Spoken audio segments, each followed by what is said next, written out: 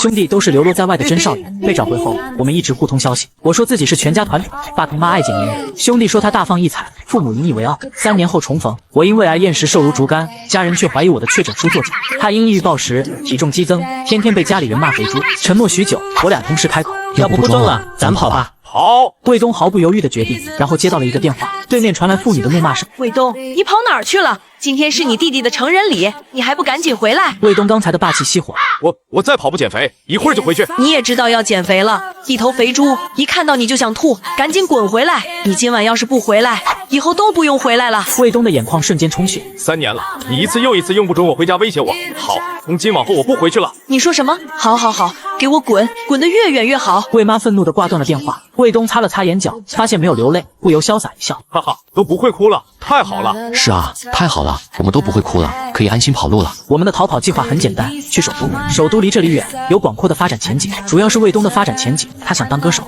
卫东从小就喜欢唱歌，是我们村里的小歌神。当初回到魏家后，他便请求家人让他学歌。然而贾少爷魏小山联合老师贬低卫东，说他的嗓音稚嫩，根本不适合唱歌，更适合跳舞。因此卫东被迫改学舞蹈，他对此毫无兴趣，加上又常年被魏小山欺负，这样的生活让他患上了抑郁症，只能通过暴饮暴食来调节情绪。于是他胖成了200多斤。我一定要当歌手，去了首都，我要自己一步步爬上乐坛巅峰，我要向家人证明，我远比魏小山优秀。我递给他一张名片，这是我唯一的人脉，在首都的一位富家朋友，你去找他，别的我帮不了你了，我身上拿不出钱来。我感到郁闷，作为男士少爷，我却一贫如洗。卫东也是个穷光蛋，不过他有法，他给家少爷魏小山打去了视频。视频接通后，魏小山正坐在一堆礼物中。哥，妈妈说你以后都不回来了，发生了什么？卫东耸了耸肩，待会就回去了。血浓于水，我有魏家的血脉，怎能不回去？这话阴阳怪气，戳痛了魏小山的心。眼见他不悦，卫东接着说：我不回去也行，你给我500万，我直接跑路，一辈子都不回去了。魏小山眉头一挑，当真？之前我提过很多次，你都不答应。爱信不信，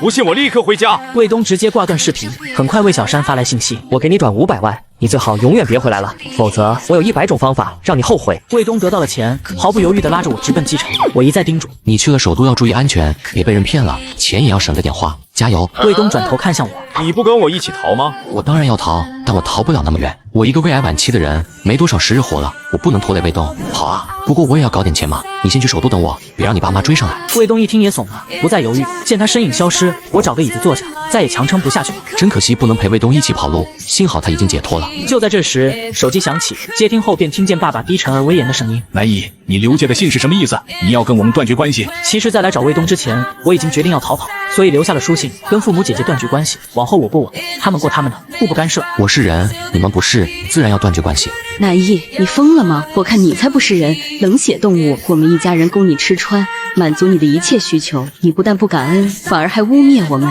随后电话里传来贾少爷难责的啜泣声：为什么我们总是养不熟哥哥？我的压力好大，每次看见哥哥面无表情的脸，我都好压抑。乖，儿子别哭，你没有错，是你哥的错，他就是个冷血的动物。我释然的笑了。我快死了，死后希望你们能将我送回村里，埋在后山的竹林里，谢谢。电话那头突然陷入了沉默，随后是我爸的斥责：南姨，你到底在搞什么？想死就去死，别烦我们。我妈也骂：南姨，你让我太失望了，3年啊，就算是一条狗也该养熟了，你呢，依旧冷漠无情，从未把我们当成家人。胃癌对吧？你不是跟我们提过好几次吗？别耍这种把戏了，你弟弟查过你的体检报告，你根本就没有病。哦，弟弟真细心，连我的体检报告都查了，那他怎么会查不到呢？我剧烈咳嗽了起来。我的弟弟想我死呢，不过无所谓，毕竟已是癌症晚期，我能怎样？你们记得把我的骨灰埋在后山的竹林就行了。挂断电话后，我离开了机场，决定去给自己买一个骨灰罐。人活着没家，死了总得有家，骨灰罐就是个不错的家。我费了好大劲，才在一家丧葬店里挑选到一个合适的白色骨灰罐。过马路时，一辆兰博基尼急刹车，差点撞到我。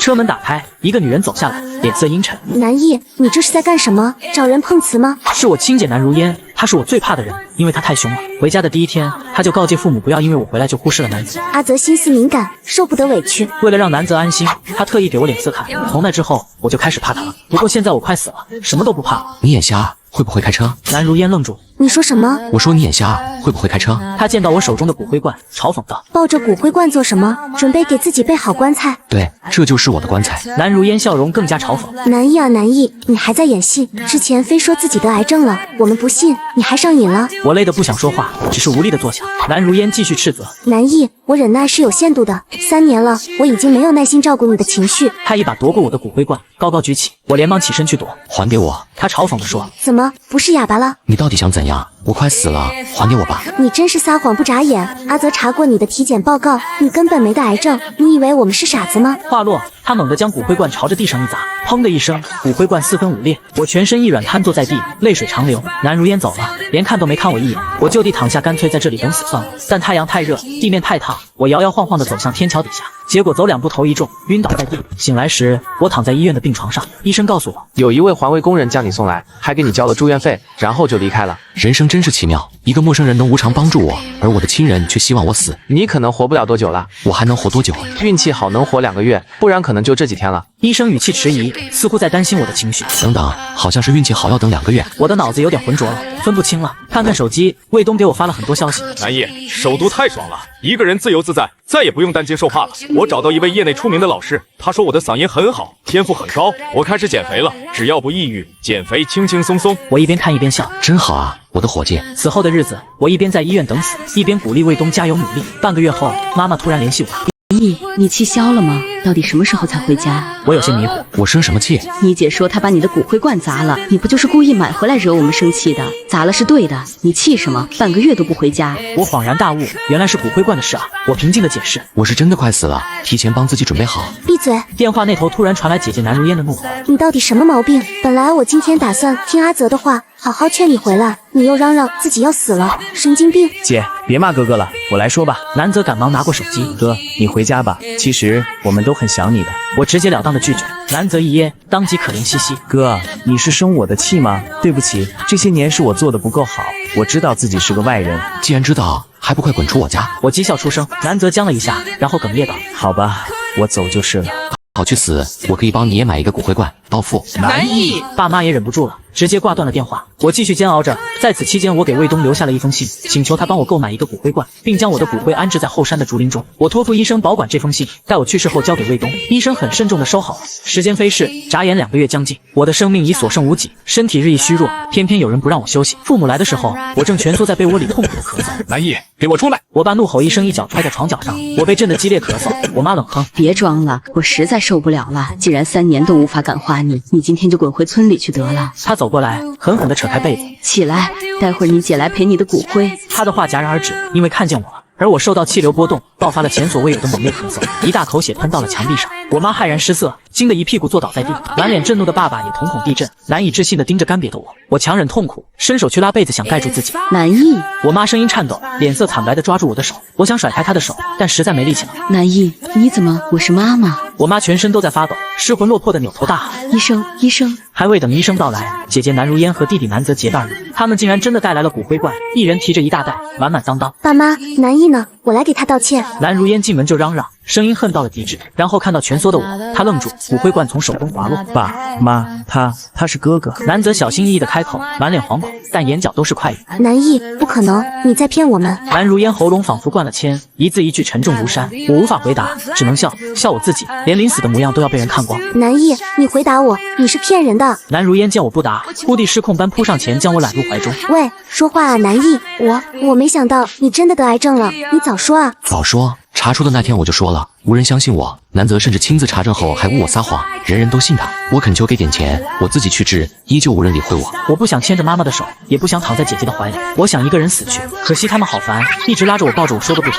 幸好医生来了，同来的还有主任和专家。我接受了紧急抢救，因为情况危急，医生们不得不在原地进行抢救。病房里乱成一团，爸妈一直在发抖，姐姐蹲在墙角抱着头，用力地扯自己的头发。南泽一边哭泣一边安慰她：“姐，哥哥不会有事的。”她的哭声刺耳，主任不悦地看了他一眼，突然想起了什么。我记得了，半年前我们医院就查出南艺有癌症了。你不是自称南艺的弟弟吗？要求查阅检查报告。你不知道你哥哥的病情吗？为什么拖到现在？南泽大惊失色，你瞎说什么？我什么时候查过报告？你认错人了。主任疑惑地看看南泽，又看看我，然后肯定地说：我没记错，就是你。他还没说完，南泽再次大怒。我说了，你认错了，我没见过你。他不安地看向父母。爸妈，这个医生有毛病。爸妈沉默不语，目光里满是震惊和疑惑。显然他们也看出南泽在撒谎，意识到自己处境不妙。南泽向后退了一步，声音颤抖地对南如烟喊道：姐啊，我真的不知道，我什么都没做。南如烟双眼通红。南泽，你当初骗我们，南艺得了癌症，你竟然骗我们说没有。姐，我没有。南泽，是你搞的鬼，你为什么要这样做？南泽哭喊着看向妈妈。妈，你们明明就不喜欢南艺，他死了又如何？我才是你们的儿子。妈妈转过身去，声音变得极其沙哑。滚出去！南泽被南如烟带了出去，一路都在哭喊。医生们面面相觑，而对我的紧急抢救自然失败。我身体发凉，已经活不了了。最终医生们退去，让我爸妈跟我说2句话。看着他们泪流满面的痛苦模样，我反而感到一丝力量。在生命的最后一刻，我决定留给他们深刻的印象。于是我张开嘴，爸妈赶紧把耳朵凑了过来。爸爸妈妈，我好痛啊，痛了3年了，以前是心痛，现在是身体痛。咦，出现幻觉了，我看见小小的我了，我没有走丢耶。爸爸妈妈在亲我的脸啊，弟弟不要打我，我错了，我不跟你抢爸爸妈妈了。3句话我让爸妈嚎啕大哭，我这口气儿也彻底哭出去了。为了让自己显得更惨，我特意睁大双眼瞪着他们，然后嗝屁。南艺凄厉的哭嚎响彻整个病房，大概是牛头马面休假了。我死后并没有第一时间被拘魂，我飘荡着，看着自己被送进了太平间，也看着爸妈哭到崩溃，晕厥不起。对了，还有姐姐，她把南泽拖出了病房，扬言不会放过他。南泽苦苦哀求无济于事，索性破罐子破摔。南如烟，就你疼爱你弟弟是吧？3年了都不见你关心过你弟弟，现在人死了，你哭什么丧？南如烟僵在原地，猛然一巴掌抽在南泽脸上，南泽却更来劲了。打！你们这群蠢猪，只知道埋怨南艺融不进这个家，却不知道他为什么融不进这个家，真是笑死我了。这会儿倒是兄妹情深了，以前跑哪儿去了？南艺真可怜啊，5岁被拐走卖到山里，连养父母都死了，好不容易回了家，家人又将爱给了我这个假儿子。